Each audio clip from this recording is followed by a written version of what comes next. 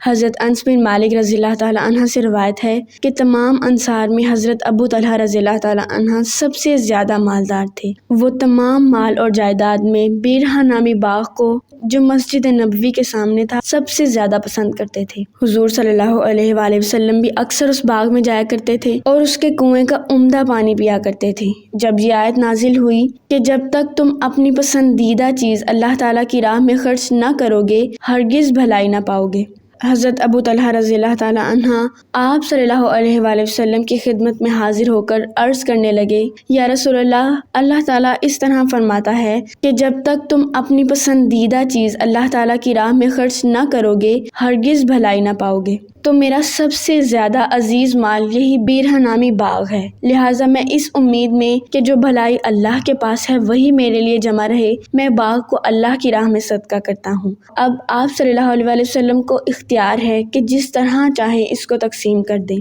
آپ صلی اللہ علیہ وآلہ وسلم خوش ہو کر فرمانے لگے، واہ، یہ بہت ہی فائدہ مند مال ہے، اس سے لوگوں کو بہت فائدہ ہوگا۔ پھر فرمایا، ابو طلحہ میری رائے یہ ہے کہ تم اس باغ کو اپنے رشتہ داروں میں تقسیم کر دو۔ عرض کیا، یا رسول اللہ بہت خوب، اور پھر اپنے رشتہ داروں اور بھائیوں میں تقسیم کر دیا۔ سبحان اللہ۔